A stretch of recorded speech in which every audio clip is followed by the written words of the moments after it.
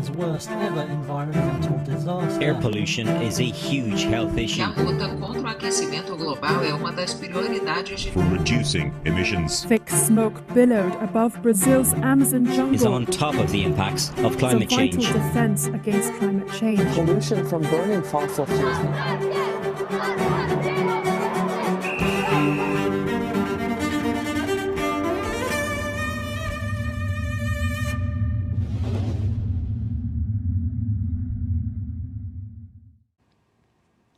Olá, olá, boa tarde a todos. Eu estava ouvindo aqui. Good afternoon, everyone. I was hearing the music and of the opening, and I was missing you so much because it's the last day. I'm Patricia Scioli from Scania, Latin America. Welcome to the fourth, and what a pity, last day of Sustainable Talks. We are continue with the 100 percentage of format. It's worth mentioning we're following all health protocols to make a safe event. We are live on the YouTube channels from Scania, Brazil, Argentina, and Mexico.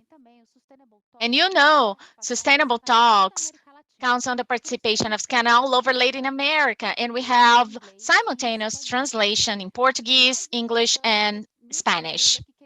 What is really important is that we want to count on your interaction this event. So please send your questions and comment through the chat here on the right side of YouTube. But you know how to do this, right? Please send your comments and questions. Before starting the last day of Sustainable Talks, December 3rd, we're going to take a look in yesterday. What happened yesterday? If you miss it, you can recover looking to our playlist on YouTube, okay? So let's go. Yesterday, we had a special day because to make the planet more sustainable, it's not only neutralize carbon emissions in the company's direct operation.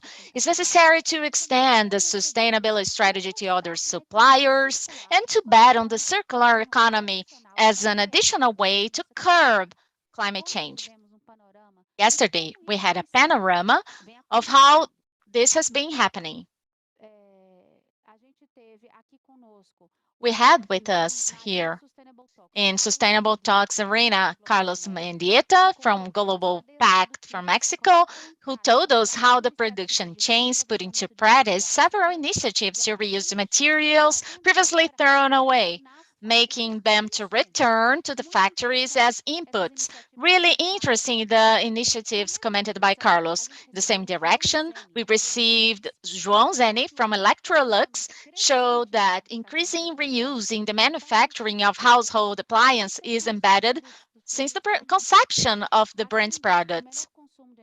So, lower energy consumption, greater durability, and contribution to preserve food in refrigerators, for example. Sometimes some food that were lasting 4 days, now you can extend this conservation period up to 14 days. It was an interesting topic to talk about. And clothing, the machines, washing machines are more efficient, meeting the demands of consumers from now and from next generations. And João talked about this as well. In Brazil, one of the fruits of circular economy is the commented so-called biomethane, or renewable gas, as you wish, produced from organic waste and considered as a godsend gift.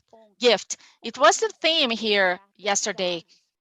The country has to overcome bottlenecks to use this gift and bottlenecks of many kinds, and we can expand supply to connect to demand in an exponential way. That was what Tamar Reutemann from Abiogas commented, and also André Alves from Cocal with a pioneer experience with the use of biomethane.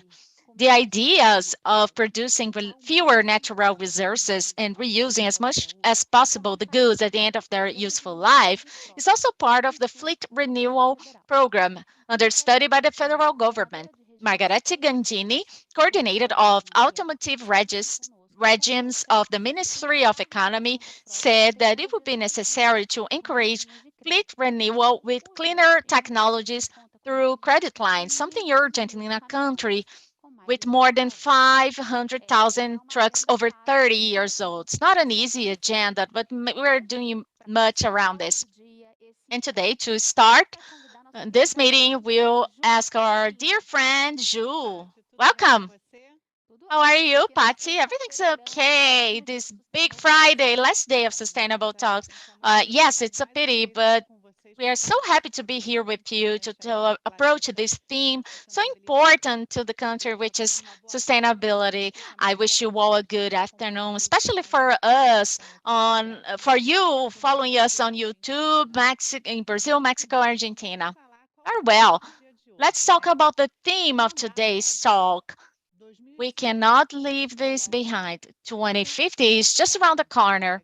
Scientists have calculated, and the rule is clear. If we do not have our CO2 equivalent emissions every decade, starting in 2020, we will be doomed to a planet with no cure and an uncertain future for humanity. In the decade of the climate race, nations and companies have become increasingly engaged in bringing solutions to not let the global temperature rise more than 1.5 degrees above the pre-industrial levels. Producing and consuming the way we have been doing doesn't fit anymore. The bill does not close. No, we had good conversations about this. And we'll not be able to be carbon neutral if we rely on the stick of offsets. It's necessary to reduce emissions right now. It's clear that innovation and technology will be vital to accelerate sustainability.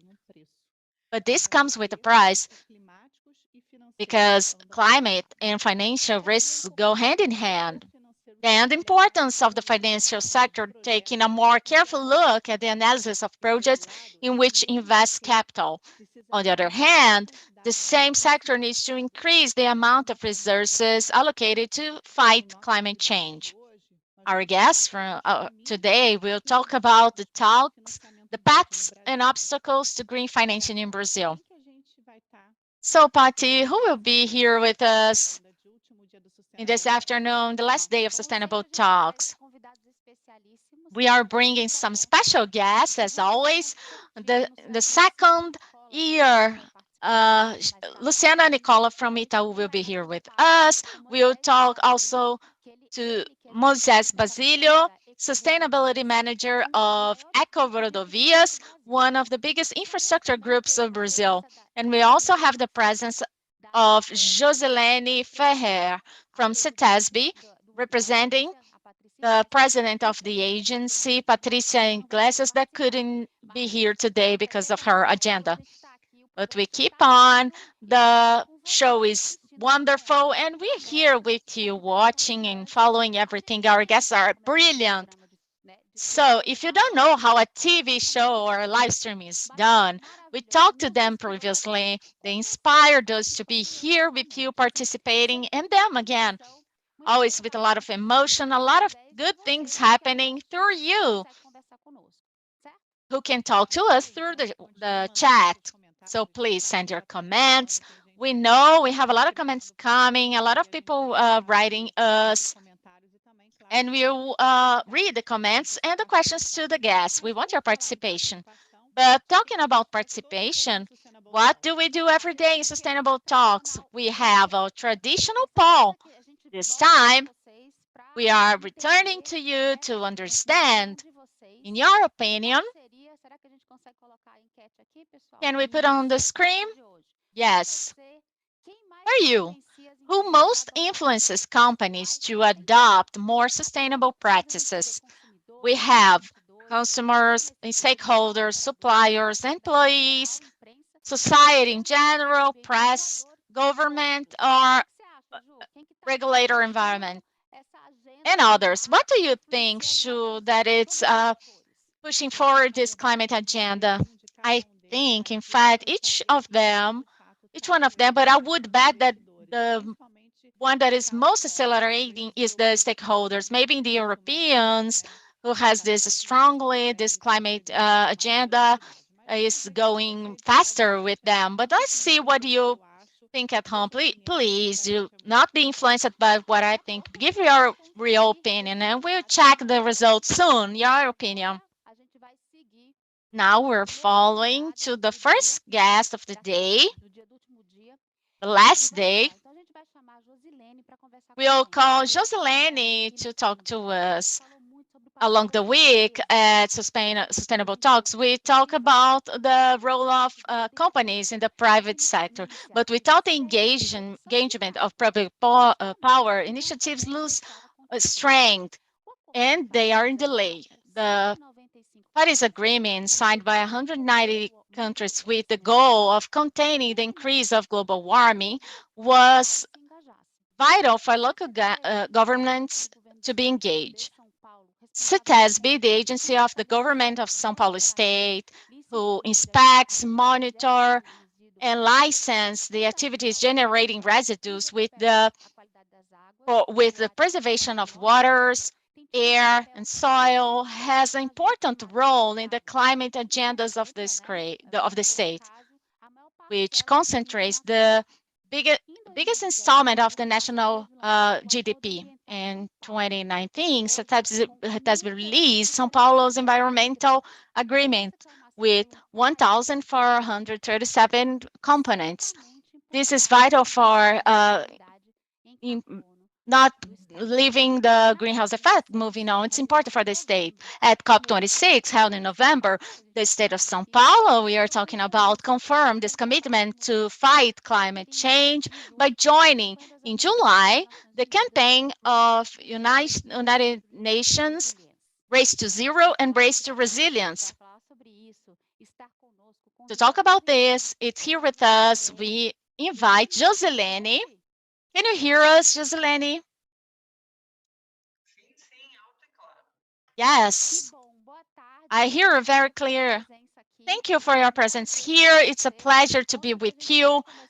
Yesterday, we started to talk about everything. We count on your network of followers on LinkedIn to be here with us, enriching this talk that we're starting right now. She has so many followers because besides everything that we said previously, she's a teacher as well. We'll talk about this, but it's really nice having you here. And we loved you are using our background of sustainable talks. That's an honor. And to start, let's hit this conversation of this afternoon. The presence, CETESB's presence at COP26, what are the inspirations of the discussions? Are we on the right track? What did you bring from this event in November? The conferences of the parties are becoming emblematic events inside this agenda. It's happening, the great meeting of international diplomacy to build the next steps of Paris Agreement that materializes the climate conventions, and along with this great event of countries, the states, regions, organizations, companies, NGOs, they are going to Glasgow to present their works in a complex set of parallel events. Data from Itamaraty says that around 40,000 people were at Glasgow, not only for the conferences, the big conferences happening there, but also for parallel events, side events. That's the moment that everybody to be shown to the world, international community, opening the debate for partners, and at the case of CETESB, or international agencies, also to Brazilian entities, many important meetings that happened there. And the presence of CETESB was an emblematic one. We had one of our best performances in conferences. We had the opportunity to launch a publication leader in climate area sector with more than 50 experiences of companies representing large groups and small companies as well, which is important, about good environmental practices of greenhouse effect emissions reduction. It's a bilingual book. We had two big events, the launching of the publication and an event along with ADEN, French state company, and we had the opportunity of doing a bilateral of exchanges of experiences exchanges. They brought their projects regarding reducing emissions, and we presented 14 of our successful cases around greenhouse effect. We had international guests. It was really a good moment, good time for all of us. We renewed the availability of this work that will never end. There is no end. And regarding what you said previously, Could you tell us, share with us an example of the good practices you shared, one of the cases? Very different cases, a wide agenda. I remember in one of them, one of the smaller companies of the agreement, it's almost of a startup, an interesting company in solar energy sector, and they have an experimental equipment that offers solar energy in interesting conditions. Big companies were interested by its case of this solar energy company, and we have, on the other hand, big companies as Raizen, Toyota shown experiences for reducing emissions. We have a case, we think it's something really interesting from Leroy Merlin. They customize wasted uniforms of their employees, preventing generating residues, emission of greenhouse effects, and they have a social work changing these tissues, fabrics in blankets. There's a quantity of experience, a small, big scale, and it's a comprising one, showing that we are able to gather a menu of options, presentations of experiences that can be an inspiration for other companies. Also, companies which are not adhere to the agreement from São Paulo.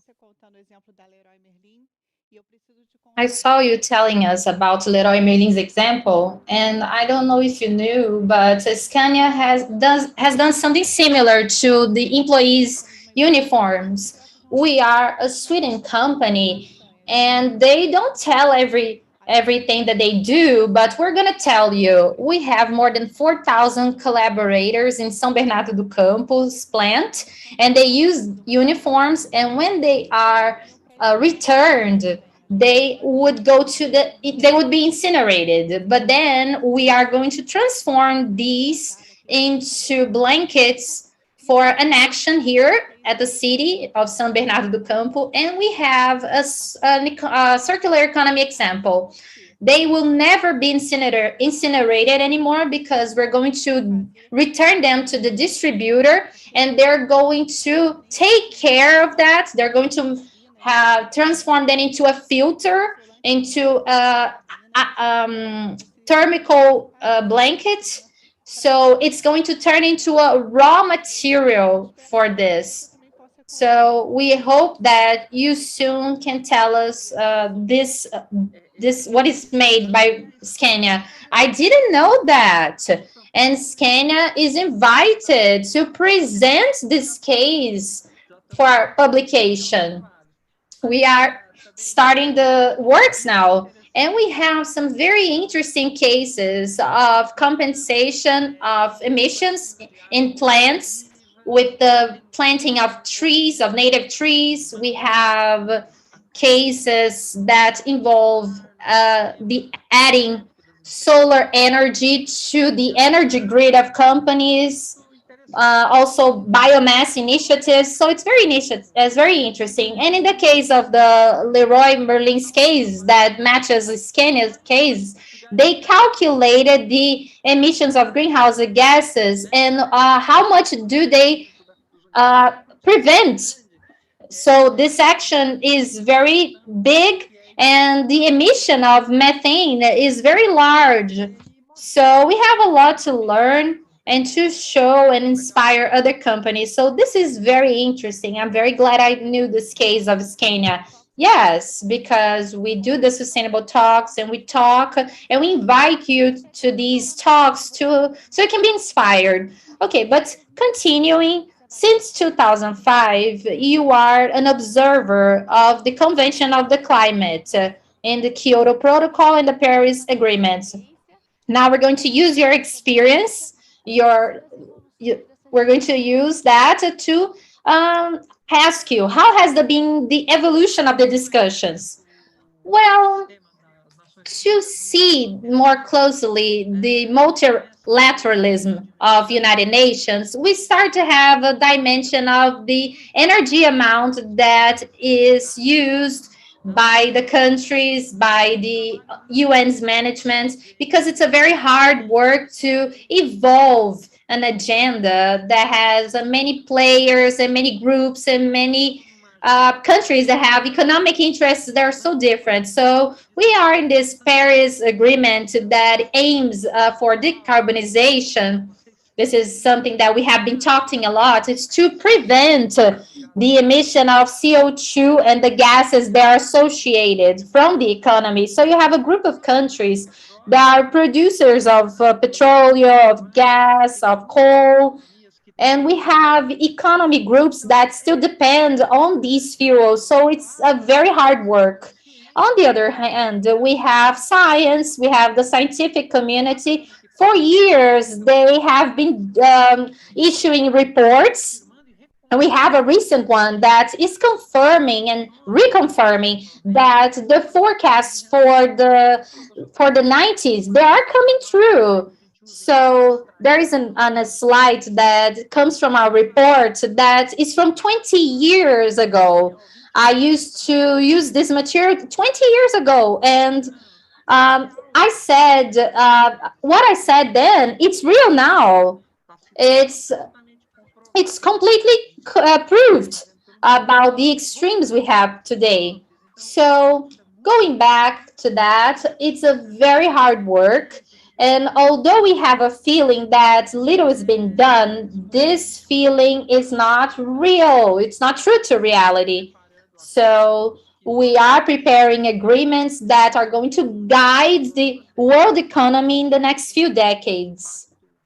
So this has a very important impact, and that people from the public sector are going to feel that. So we know that we have an environmental agreement here in São Paulo, and we would like you to do an analysis of this initiative. Could you explain to our public what is this agreement? The agreement, this São Paulo agreement is inspired in the Paris Agreement. But the Paris Agreement is a great pact among countries. And when a country adheres to the agreement, it is obligatory for that country. We have inspired ourselves in this. It's a nice one because the countries, they approve, they have meetings. But we have inspired ourselves in this idea, and we have built a voluntary model with this agreement. This agreement is a voluntary agreement. It's not a legislation. The to follow this agreement is completely voluntary. And what do we want to meet? To reduce voluntarily the greenhouse gas emissions. So we started in 2019 with 50 members. And in this period, during the pandemics, surprisingly, the agreement has expanded. And many times, we are with a lot of people, about 1,000 people now. So these companies, these large companies that have a lot of members, and also we have great company groups, big conglomerates, we have cities.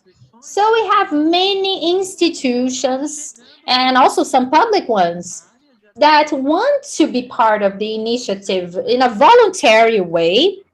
They are free, and they want to reduce the greenhouse gas emissions. So this was inspired by the Paris Agreement, but this is, of course, a voluntary action.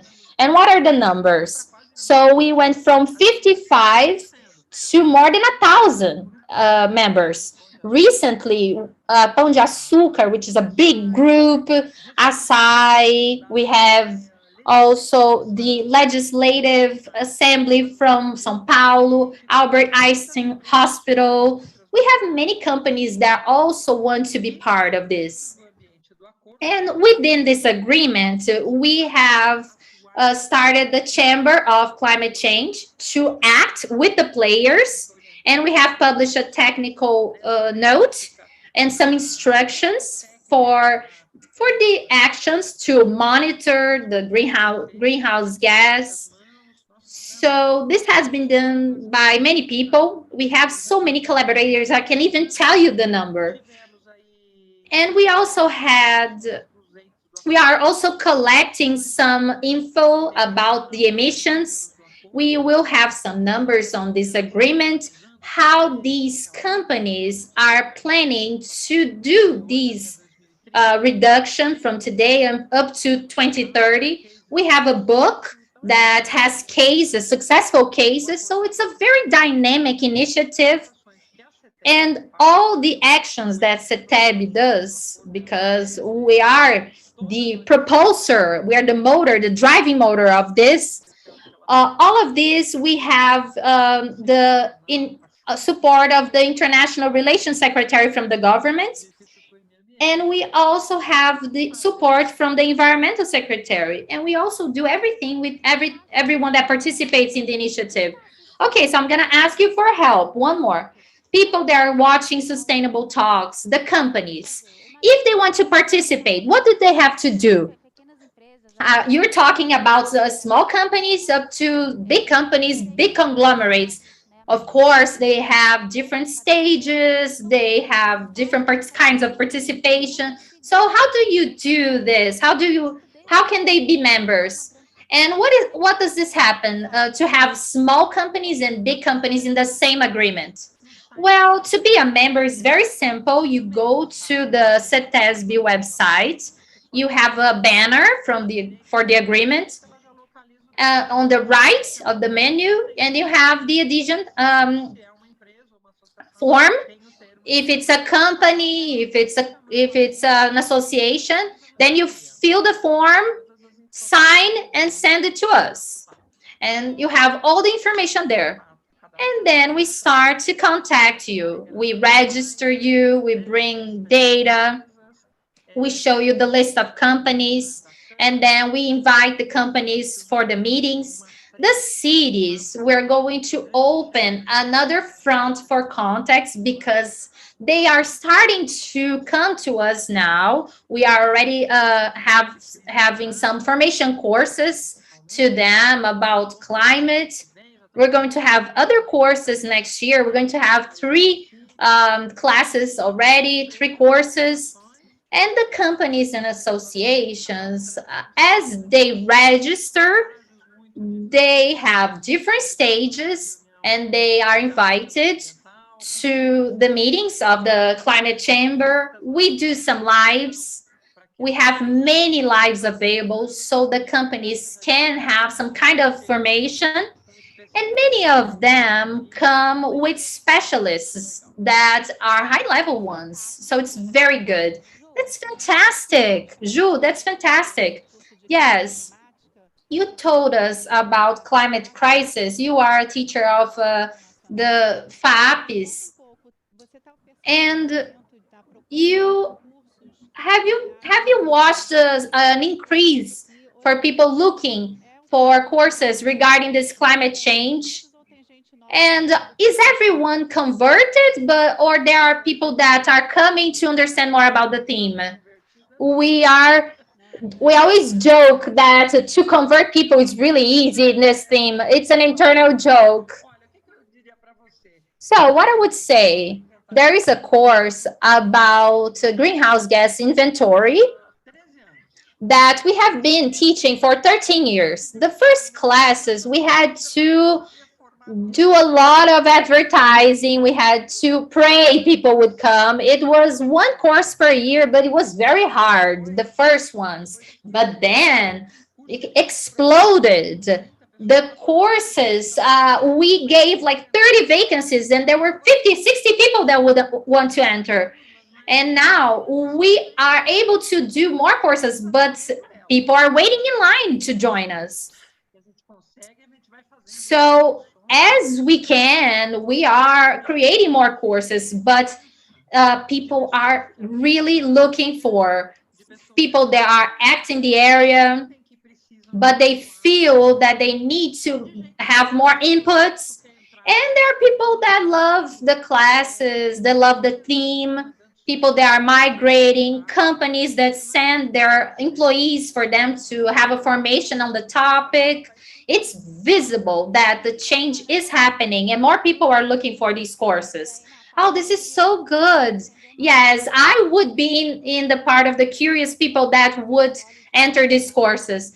Oh, okay, so you can sign up her for the next courses. Yes, we'll be in line to learn more. Yes, this is true. We can never stop learning about this. Okay, so we have some difficulties, we have some bottlenecks, and I would like to ask you, what would be the bottlenecks to that São Paulo faces regarding this agenda, this environmental agenda? How is CETESB acting to change this scenario? What are the routes that could remove these obstacles and help us move forward? In the last decade, and in the 90s, and there is a decade in the middle of them, we would always say that the largest bottleneck, the largest difficulty was information. There was a lack of information. But then we worked a lot and we overcame this obstacle, not just us from CETESB, but other entities as well. So we have a lot of studies. If you are listening to us right now, you can go to CETEB's website about this. We certainly have more than 1,000 websites with documents. Many of the documents there are conducted by our team in CETESB. So information nowadays is not an obstacle. We have advanced a lot in this theme. But we live in an economy that has an energy grid that is very renewable. So there are issues, there are decisions about the energy grid in Brazil and a long-term planning that is a responsibility of the government. So the interactions of the state and federal government is important because we have to make decisions regarding energy, access, production of energy that is not a competence of the state.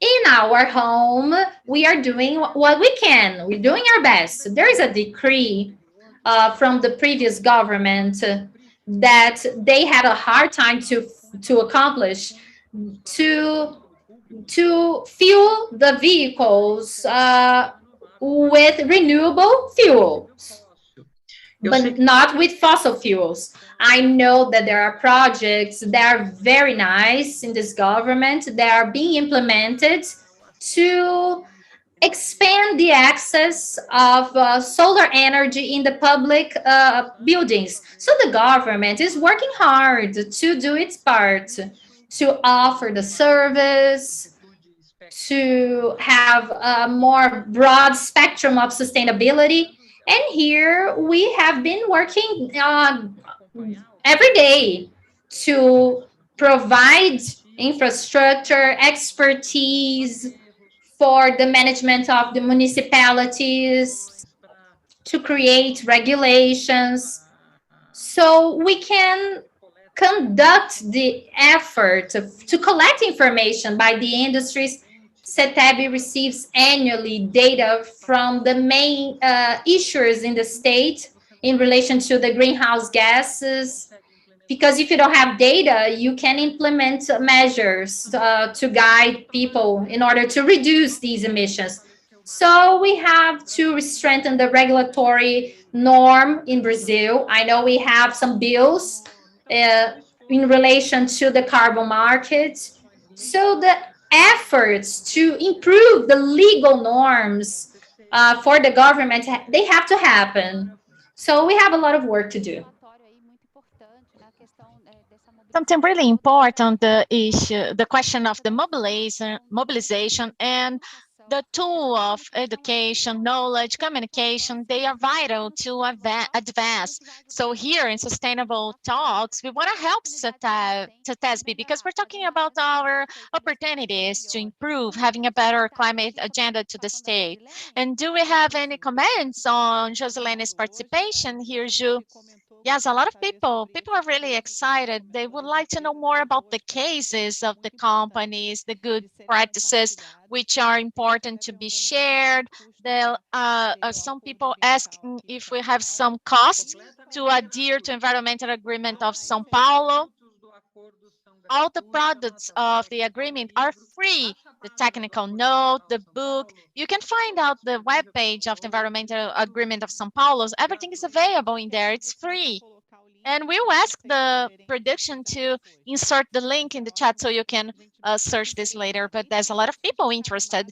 And some people, which is also excited, the guys from Eco Rodovias, our next guest. Milena and Edson are following everything you were saying, Joselene. It's really interesting. So let's follow. Let's move on.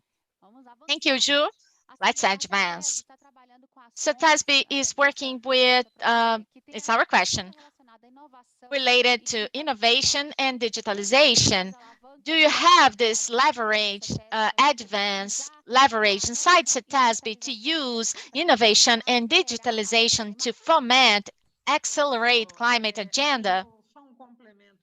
Just to complement my previous answer, in this current management of the agency, Patricia Iglesias could not be here, but she's been working hard to invest in capacity building inside the agreement. We had a series of live streams, and recently one that you have to watch. Please find out at CETESB website or on YouTube in our channel, live stream with IPCC authors from Brazil about the recently published report of IPCC. And CETESB has making many efforts to offer services to digitalize the entire documentation, the access to documents, improve the access of the public, the audience to CETESB. The pandemic speeded that up because it happened with many institutions. You cannot be in touch with people personally and have to serve them online.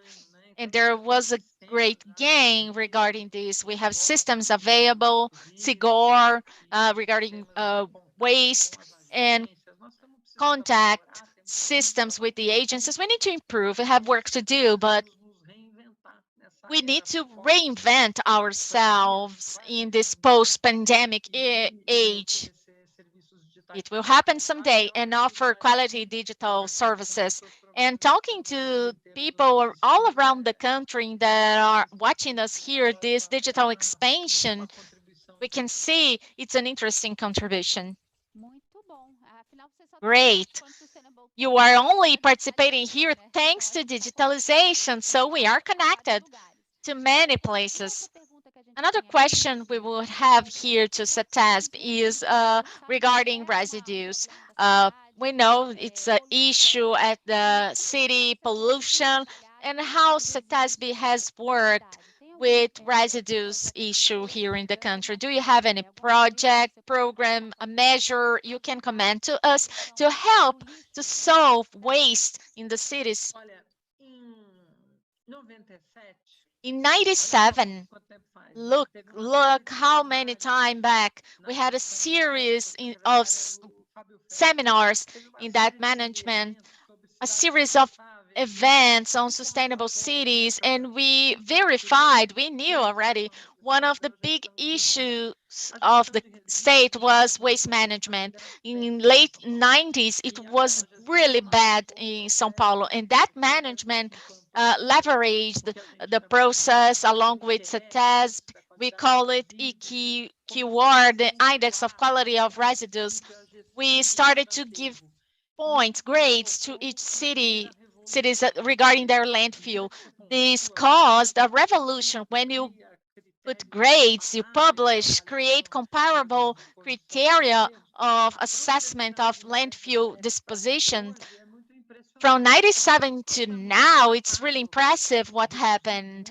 We are in a state that reduced a lot the residues disposition in clandestine landfills. There was a great progression. We take the first maps of residues disposition.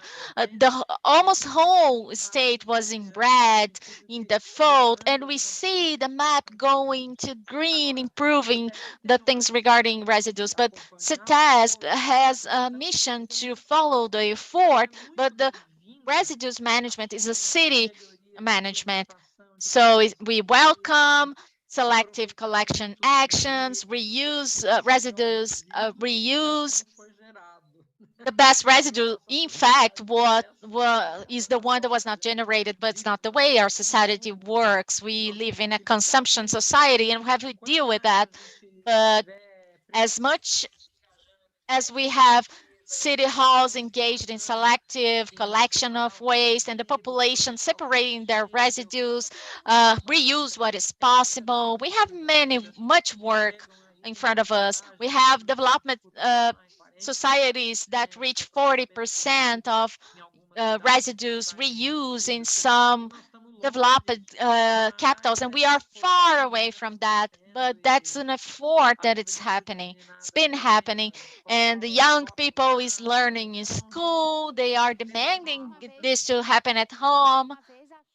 Once again, the key is education, proliferation of information, and conditions to be able to manage residues in a more conscious and better way for all of us.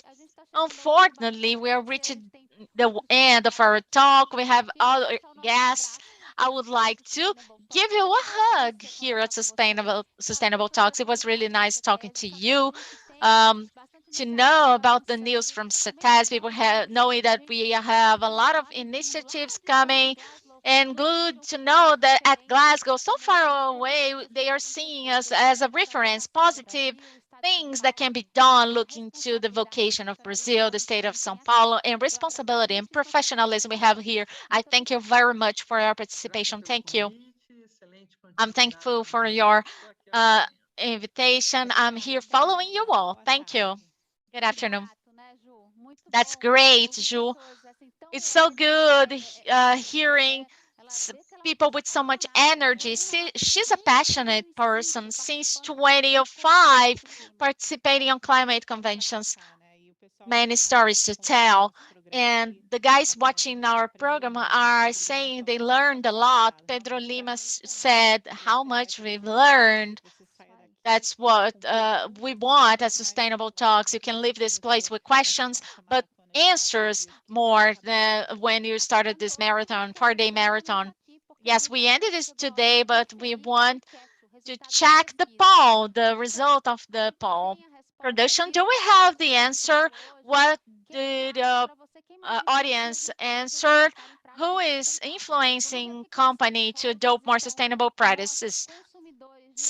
Consumers, 50%, and 25% stakeholders. It's divided, society in general.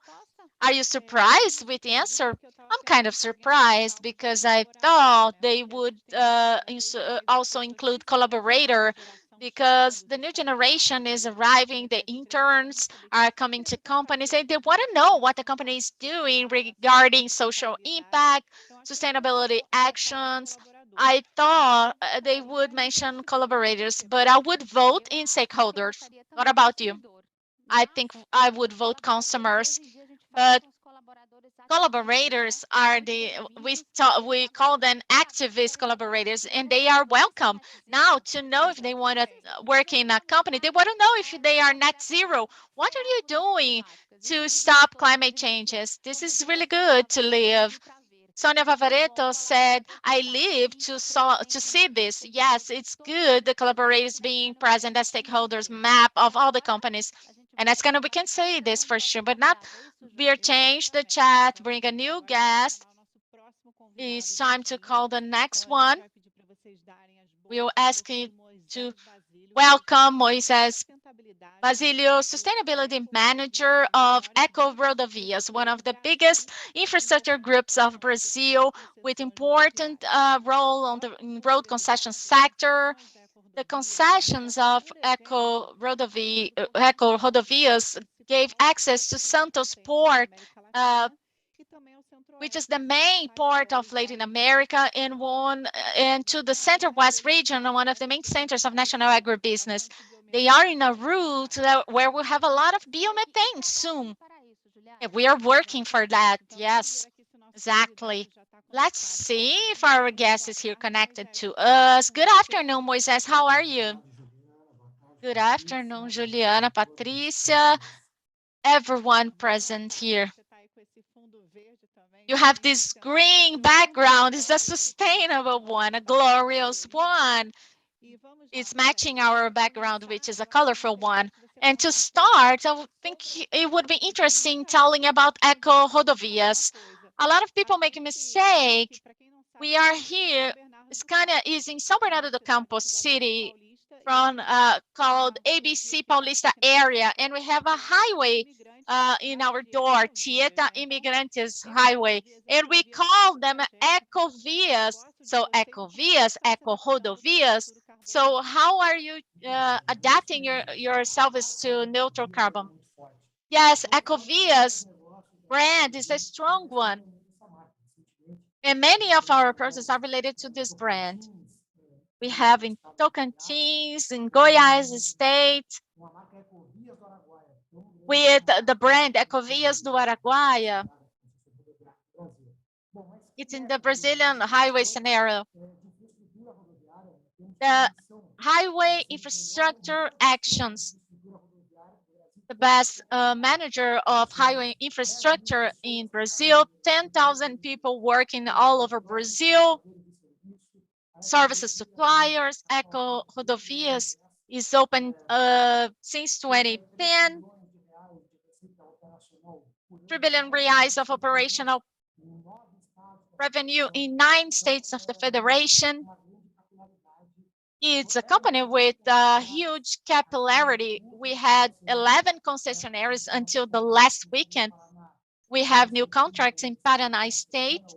We have another 9 concessions last week to assure sustainability, highway transportation in Brazil, efficiency in this transportation, safety to people passing through our highways. About adaptation, like many countries, in the center of eco-rodovias agenda in a wider way, and it became a strategic thing to eco-rodovias and extremely important. All our collaborators, from our CEO to our highway system operator, they have goals, and it ranges ranges their remuneration, look into their consumption, despite the scale. What could I bring as a highlight in adaptation terms? Simultaneously, eco-rodovias is bringing more comfort, safety.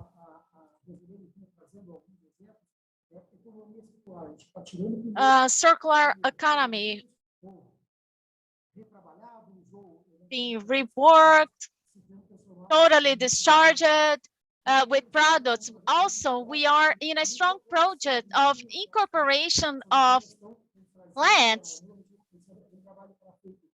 It's a work that had been done in our chain. And the level we have in one, we are bringing this inside our business and increasing the efficiency of the equipment in our processes. Probably are the equipments with more intensity of carbon in the process, and we are improving a lot this. I received a message that my audio is not very good, right? I'll try to improve. We are reviewing our goals of just reducing emissions. We had a long-term goal to bring. Now we have a big project of goals in STBI scope for this new model to fight carbon. Thank you very much to explain us In fact, we made a confusion before. It's important brand. You are in the Values Exchange. I don't know if you know who watched Sustainable Talks last year. You must remember. It's good to know that we were partnered in a beautiful project last year with Ecovias when we did in lockdown time in the middle of the pandemic here in the state of São Paulo, in partnership with Itaú, that would be with us here soon. We could provide food, hygiene kits, and many solutions to the truck drivers who are facing a lot of struggle to feed themselves early in the pandemic. We've been for 2 months and a half in a truck stopping point, and was really a landmark, an important partnership, an example of social project we had together. Okay, Moisés, we had some difficulties to hear you. If you wanted to try talking again, if we can see if it's your microphone, maybe to put the microphone next to your mouth. So can you speak so we can hear you? It's a little better. So we try to talk to you. Otherwise, we give a break and then we give it back to you. Okay, we're live, so we figure it out. So I would like to know from you, these projects that have more environmental impact, are they attracting more credit, or is there space for more advancement? Yes. When we look at the publications that came from the last conference, so we are talking about a 700% increase in 2 years. So they are very significant numbers. The eco-rodovias in its global level, we have an ESG credit of 3 billion euros. Is the first that climate debt that we have. I believe that it's been attracting a lot. Yes, and there is more space. For Brazil, we lack this. So I think that it's natural that we still have more space to grow. Oh, that's good. It's good that we have an increase in offer of credits for this financing sector, looking at these more sustainable projects. And to talk about it, you work with concessions. There is a whole system behind that. How are you challenging this system to be able to build more sustainable highways? It is a very hard challenge because of the model. When we talk about a new concession industry, the economic efficiency is still very important. It is very important.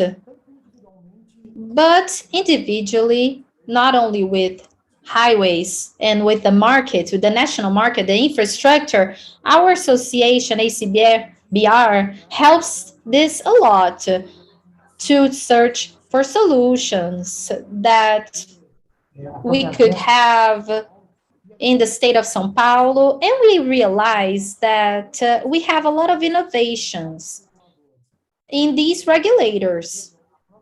So at ANTT, we have a program called Resources of Development, that we have some subsidy connected to this concession, and we are able to use this in more sustainable projects. We also have a project with a startup, an incubator, to use these from aquatic microorganisms. So there is an environment that is good for this to happen. We also have an infrastructure through Nova BR, which is a huge project from the Ministry of Infrastructure that seeks for technological and sustainable innovations and solutions. So we are in the middle of a transition, and because we are in the middle of this transition, it is natural that we still have some obstacles. We need to live with this moment. So we have a responsibility, an environmental and social responsibility, and these two agendas, they are brought together, and this huge mosaic is our greatest challenge now. Exactly. It's a mosaic that we have, and I love that you are working with startups.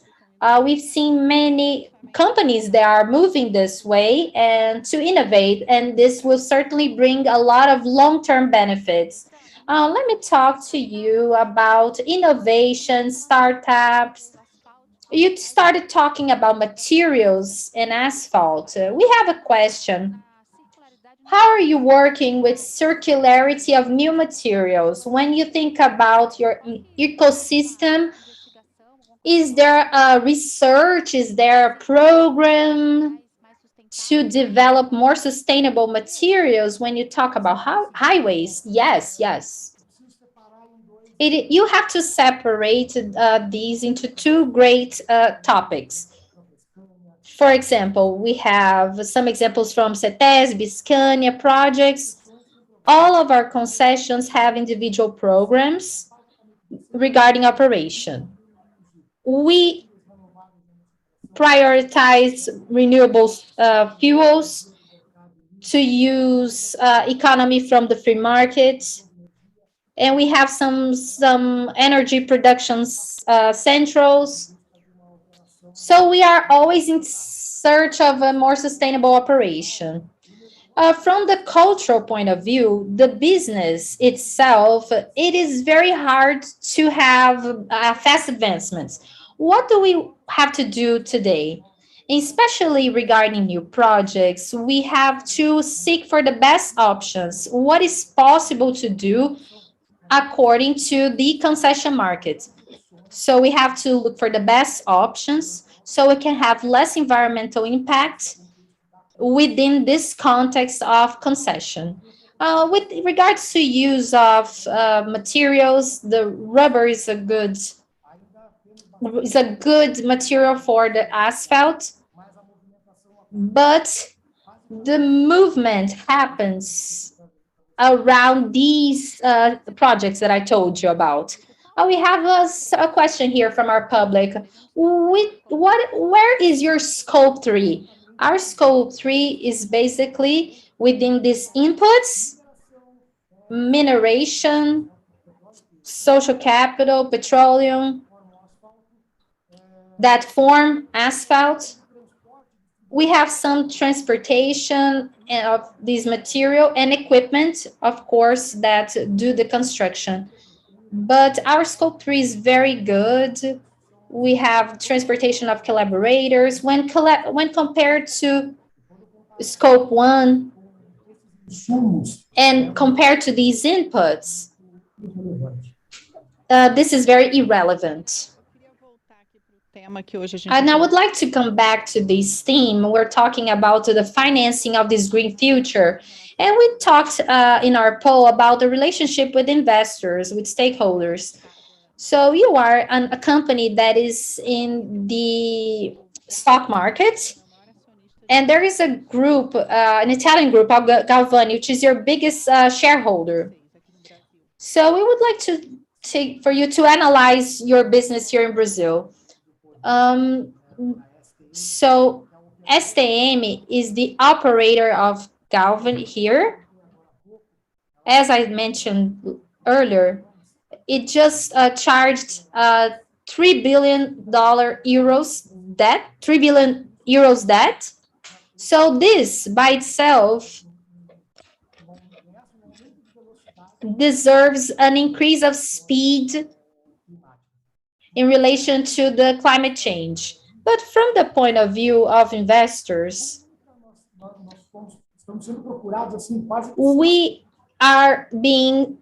people are coming to us daily to understand the profile, the actions, the commitments.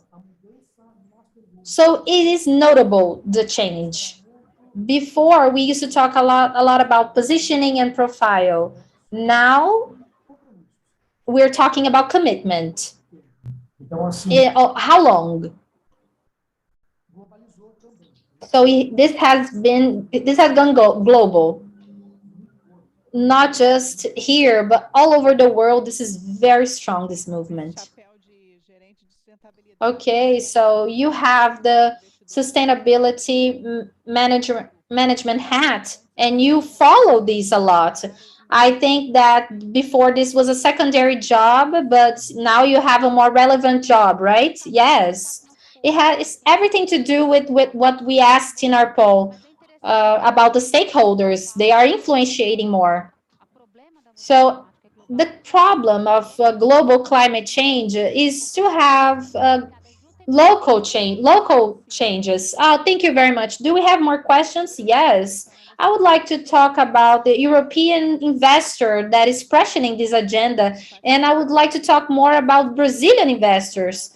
And you are part of the stock market here, Easy, and they just published this week that you are continuing to be there. So how are the Brazilian investors pressuring this agenda? Well, with the same force as the investors from abroad. I honestly don't see any differences. I think that the local investment, it has a more material look in regards to business in Brazil than the investor from abroad.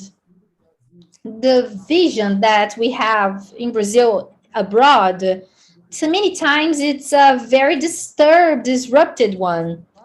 But we realize clearly that the Brazilian investor has more of a point of view, a more material point of view in regards to the problems that Brazil faces. So somehow, for us at Reco Rodovias, it's important to offer ways to save lives, to offer safe roads, to offer actions that really help people. The sector of highway concession is fundamental to guarantee this supply of cities. So how many, if we have masks, if we have alcohol, if we have food, it's important for the investors, and we can invest, we can help the supply in a lot of places here in Brazil. So we are concerned about how this transportation is going to happen. So the highway here in Brazil, it's a priority. Highways are priorities. So, and investors are very conscious about our role in this. And we worked very hard in the pandemic, during the pandemics. So I think this is what makes us happy. We are going to stay for one more year. And the force of the domestic market, and we didn't start this agenda today. So they celebrate 10 years of existence. So this is very gratifying. We are very happy. We're very pleased to deliver this society a quality, a safe highway. This makes all the difference. Yes, we know that there are some people from Eco Rodovias following us. They have made some comments. It's very good. Okay, so Moises has said, and there are a lot of people asking about materiality, and you have just mentioned that, Moises. Could you explain what is materiality in terms of the highways? First, I would like to talk about the concept. And before talking about materiality, you talked about death that is linked to SBT. Can you translate for us? It's not the Brazilian channel. Yes, believe me, it's not the Brazilian channel. So can you explain what is SBT and materiality? It's there are three questions. Okay, it's with you. Okay, let's start with materiality. What is materiality? Is in this university, in this universe, very impactful. Using eco-rodovias as an example.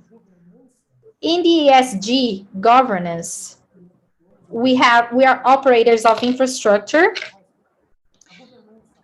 Governance, the way we lead with this contract is much more important than eventually a hybrid agenda, for example, directly.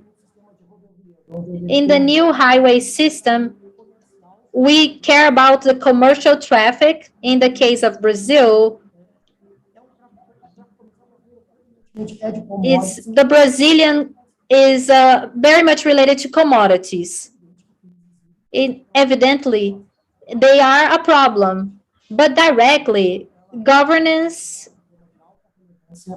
it's a theme of great relevance. Because of the nature of our business, safety to our users, safety to the communities that are in our way, the way of our roads, it is very important. It is what your activity impacts positively or negatively. When impacts positively, we have to control and potentialize. When it's negative, we have to control and reduce. So this is the context. How are we doing in eco-rodovias? In the ASG agenda, we're working with materiality because all of our operations are certified in the environmental area. So the base is the environmental area within the environmental legislation and also regarding to the population, to pollution, sorry. So this is something that is very close to rodovias. So eco-rodovias works with integrated reports. And one of the pillars is materiality, to show what is really material.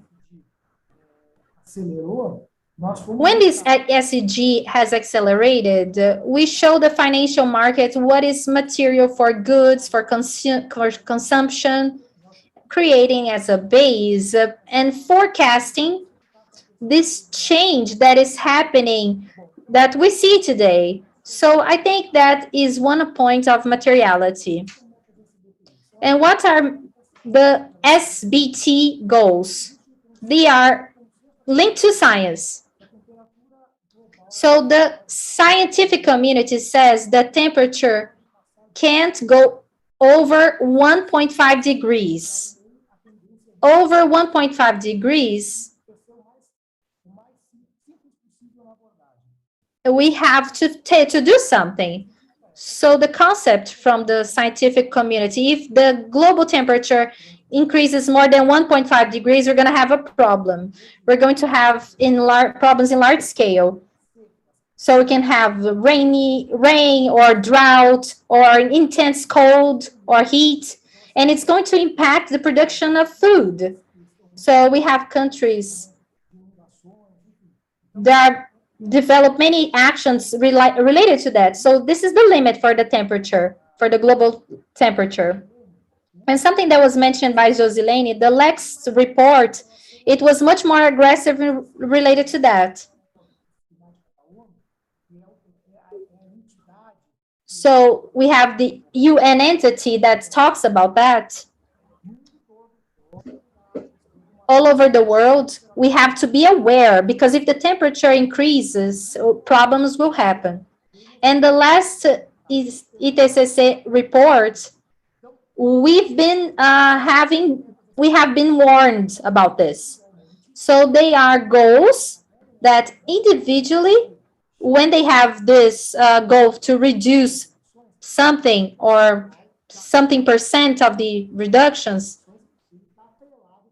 it is linked to the increase of this temperature somehow. So there is a system related to the initiative where you put the profile of emissions and they will get back to you saying you need to reduce in a certain field X% of your emissions. So from the technical point of view, this is SBT, Science-Based Target Initiative. Before that, we had Joselene, teacher, everybody trying to explain better. And how many people, much more people need to understand and advance on this agenda. Virginia has a question to you.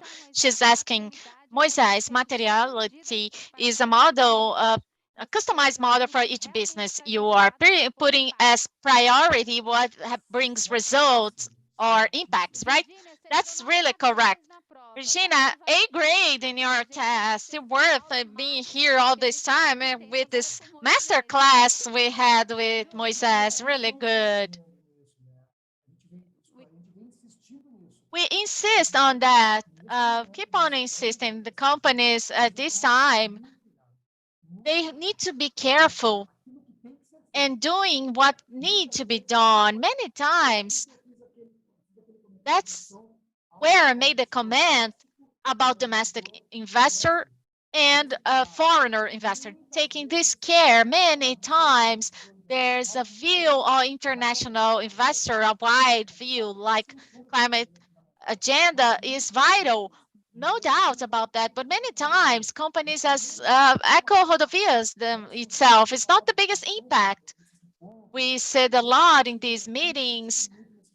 I insisted a lot on this. Companies need to be careful on doing what need to be done for your operation, the impact of your operation to be mitigated. And SBTI, for example, is working really well. Materiality, it helps a lot regarding this. It's good talking about companies doing what needs to be done. There's another concept in this sustainability world, this greenwashing.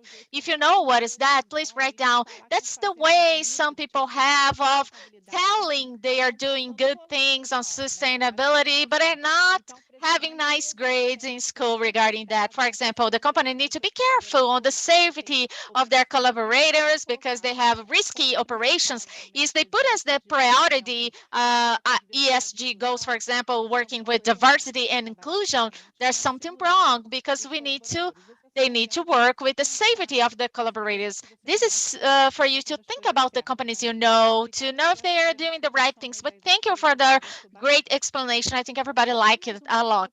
I have a last question to you, Moises, regarding this portal you developed with information and ESG indexes. What do you have in there? What is necessary to know about? Great, too. Our final portal is still in development. We are in the end phase of this project, but it's an answer to investors, to the society, and a great alignment to assure there's no filter or nor data preparation. I think transparency is vital. The ESG indexes of Eco Rodovias are available at the website. I invite you all to access the platform from Eco Rodovias. We have a lot of content about our projects, many of them Eco Rodovias. With this capillarity we have, the privilege of acting in many cities with many children, adults, young people with social environmental projects. We have a lot of compliments and we're really proud about this, about the ESG platform. It's being built and it has the goal providing transparency not only on quantitative, but in qualitative point of view as well. The great thing that inspired us, we have some platforms on the market, for example, that can easily see the performance of these companies on the quantitative point of view in material themes, but also you can understand the widening of their projects, the practice of the values and the vision of these companies. And that is the guidance offering our indexes centrals, that is the ESG portal will have an interesting content. And I invite you all to know it. It will be another source of knowledge for the ones which change to that, and the ones that are not changed, have not changed the years. Transparency is a key word in the theme we are bringing here. Moises, it was really good talking to you this afternoon, learning so much. For sure, people watching knew a little more about Eco Rodovias business, the complexity, but it's also about these specific terms of the sustainability sector. Thank you very much for your participation. See you later. Bye. One more delicious conversation showing our ecosystem is totally interconnected from CETASB through our highways infrastructure. Everybody is trying to make a better world. But what about your opinion? Before going to the break, we want to hear you again inside the show. You need to think a little bit and answer how the carbon market may benefit Brazil and the world. Have you heard about carbon market? Do you understand how it can benefit Brazil and the world? We have the options in renewable energy projects and sustainable agriculture, reducing the greenhouse effect gases, propel economy, neutralizing emissions of greenhouse effect gases. It's really easy to participate. You have the QR code on the screen. Please click on the link and you can vote and tell us what you think about that, okay? So now we'll call a break, okay? It's time to have the small break, okay? And we'll follow. In the sequence, we'll present 2 videos. We have messages from our general directors of Scania from Chile and Colombia. And we will also have, straight from São Bernardo do Campo City, a message from the city manager. The production plant is in there for almost 65 years regarding sustainability. Our colleagues from Colombia, what they are doing around. We have 8 minutes of break and we'll be back. Okay, see you soon.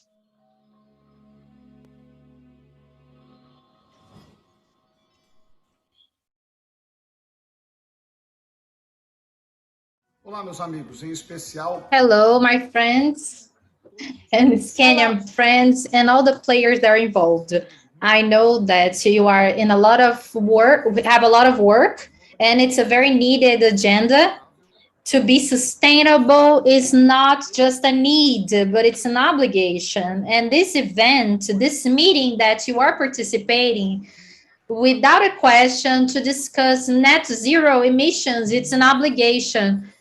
There will not be companies that don't have a social environmental responsibility. At São Bernardo City, we are also complying with that. Half of our city is complying to that.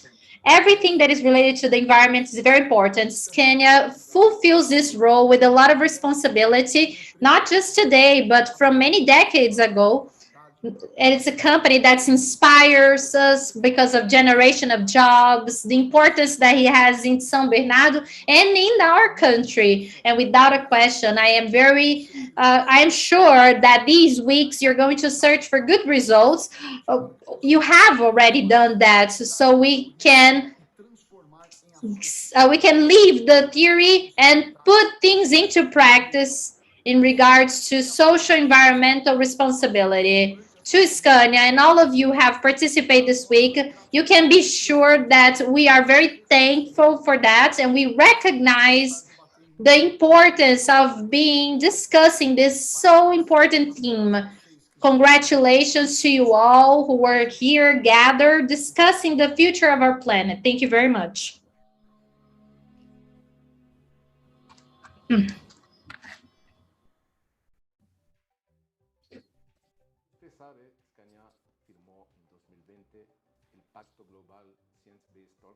Scania has signed in 2020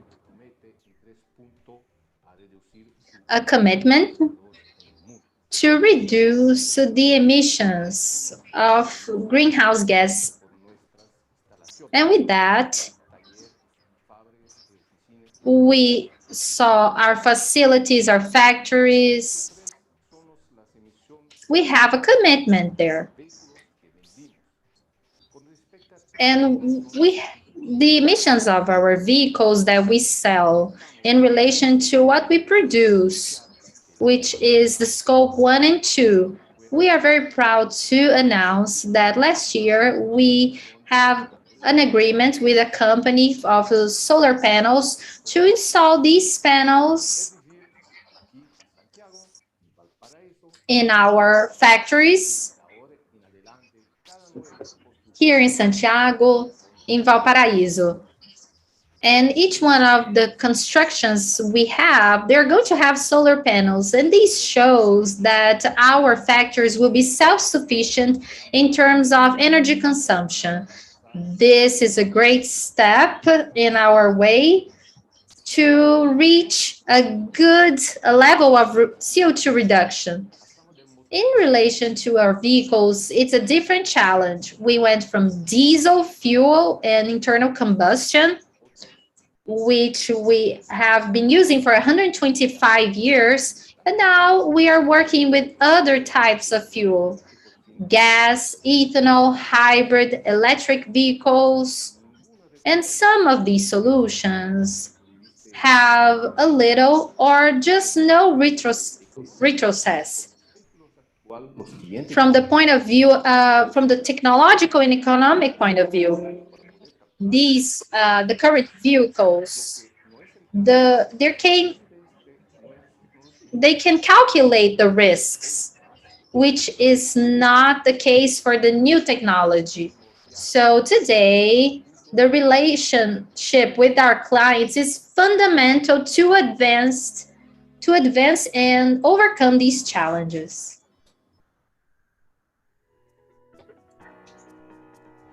En Scania del Perú estamos firmes con nuestro propósito de... At Scania Peru, we are very strong with our sustainability purpose. We are the only brand of heavy vehicles that are member of the United Nations Pact. Along with our products, we try to lead this transition. First, promoting our motors, at our gas motors, but we also have social projects like transporting heat, where our trucks are in some communities. We have our Scania forests. We have planted more than 30,000 trees that they will compensate the emission of CO2 in our operations. So together we'll lead the transition for a more sustainable transportation system.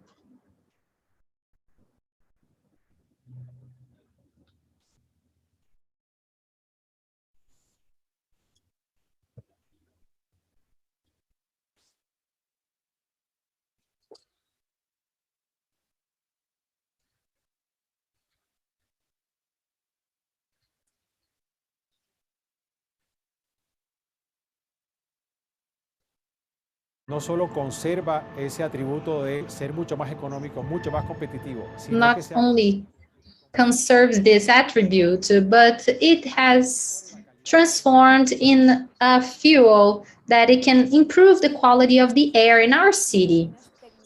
What we have done is to ensure that the new technology are cleaner and more friendly towards the environment.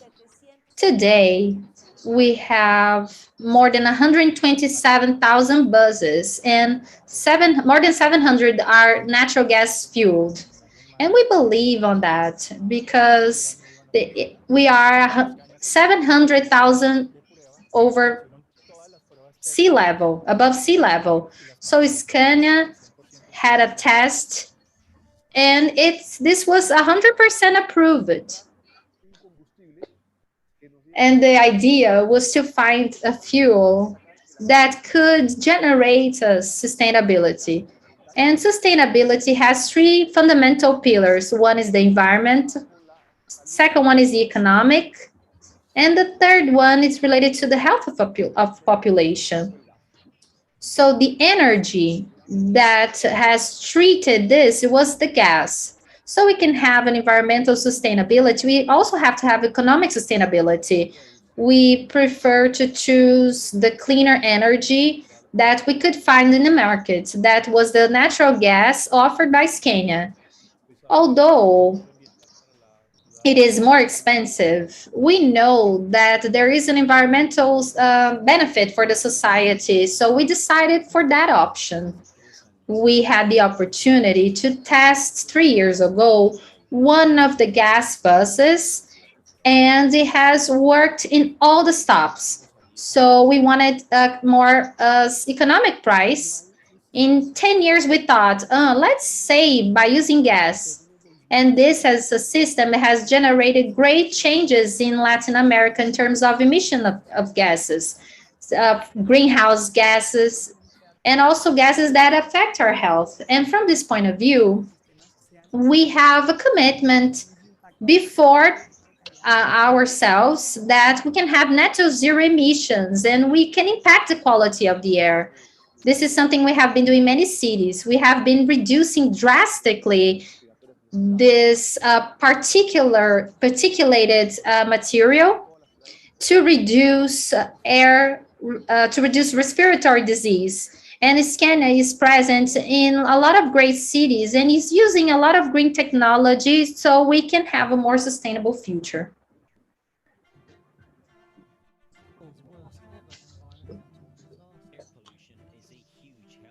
Luta contra o aquecimento global é uma das prioridades de for reducing emissions. Thick smoke billowed above Brazil's Amazon jungle. Is on top of the impacts of It's a climate vital change. defense against climate change. Pollution from burning fossil fuels.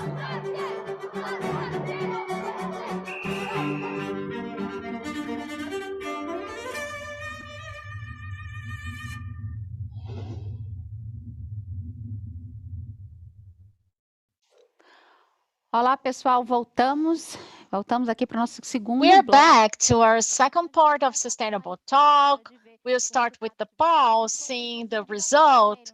And we're now with red lipstick. There's a meaning, this red lipstick, but I will tell you later.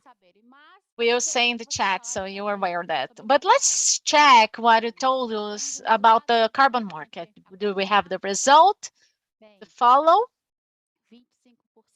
25% said a bet on renewable energy projects and sustainable agriculture. 38 reduction of the greenhouse effect gases. It's important you to know that carbon credits do not reduce emissions of the greenhouse effect gases. It helps to balance.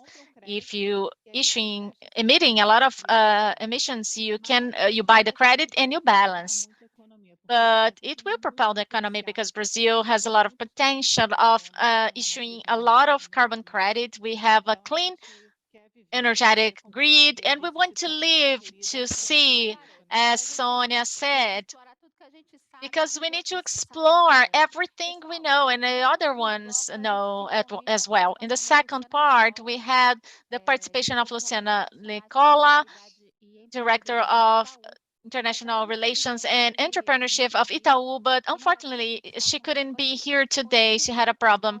So we're going to anticipate the end of the show, but we want everything to happen really well, everything to be solved.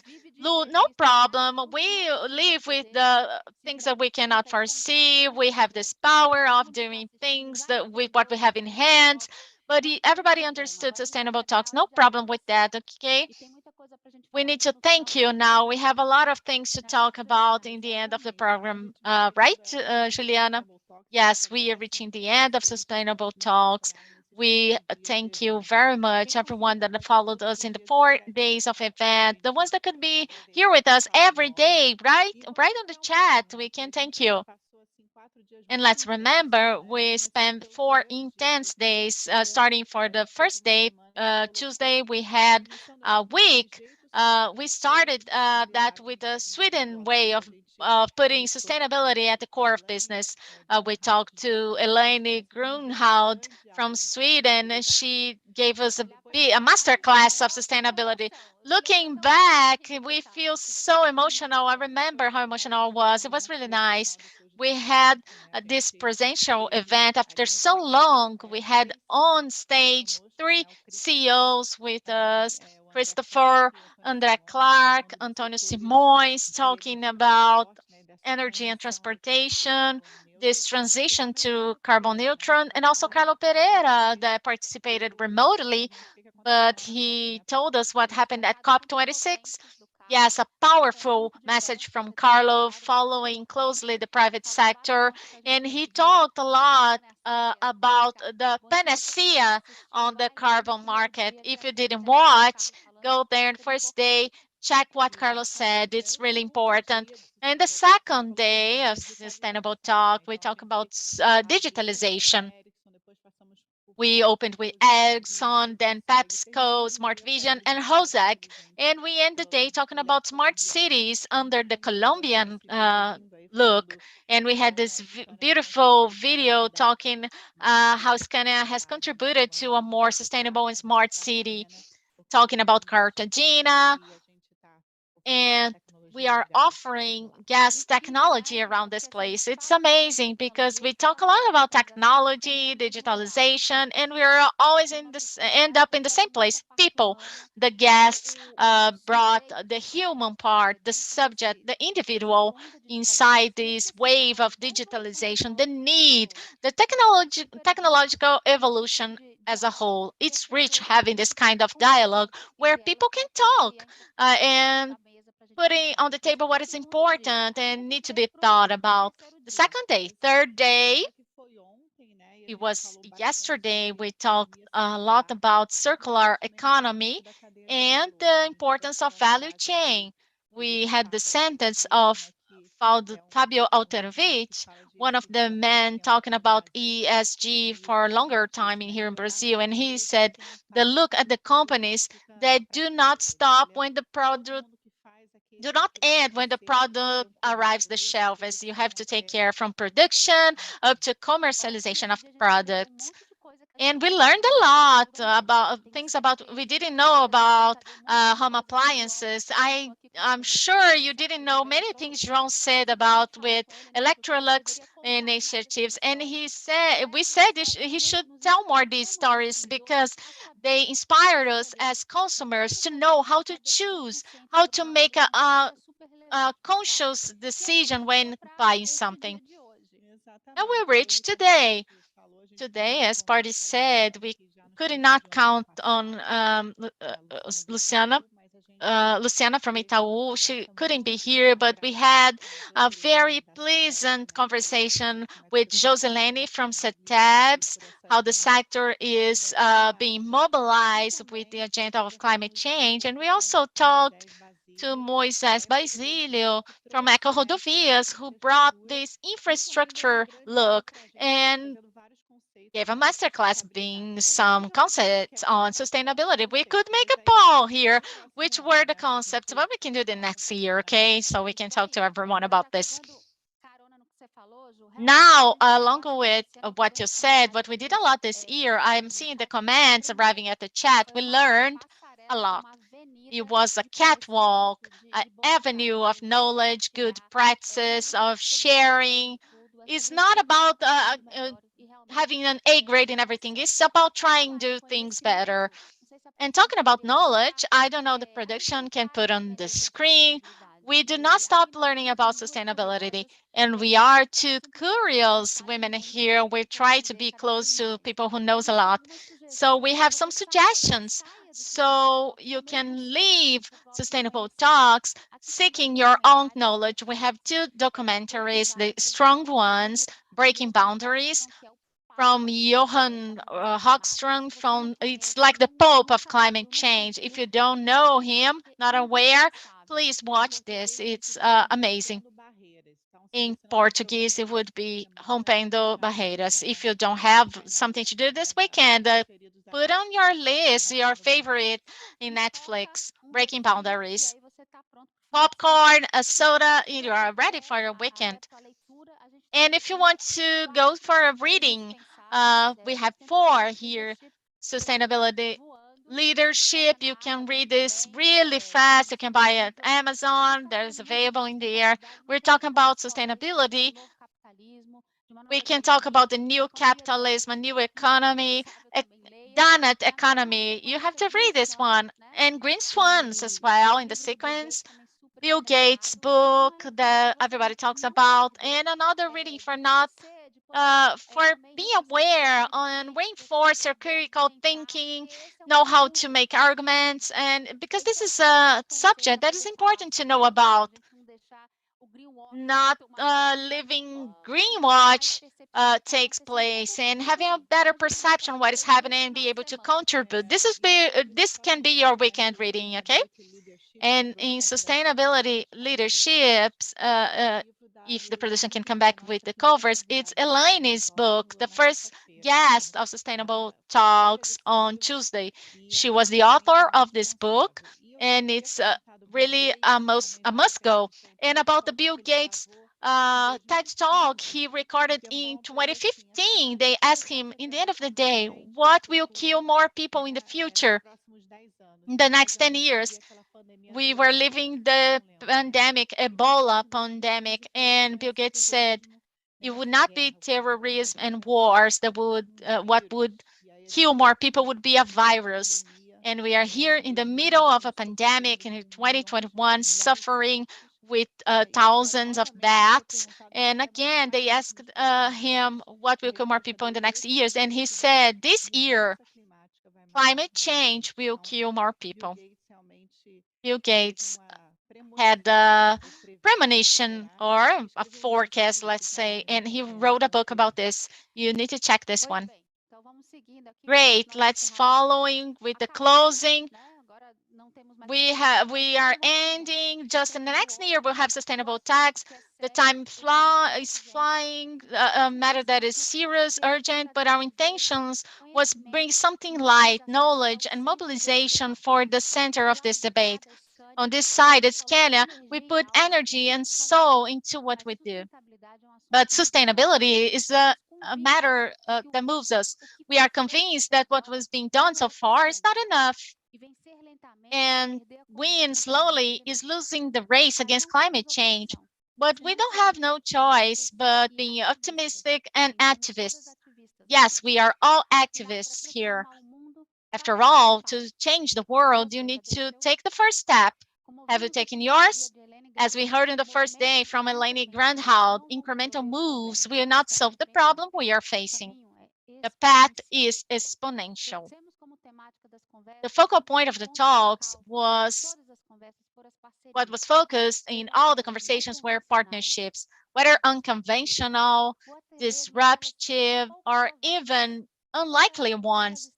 All of them are emerging.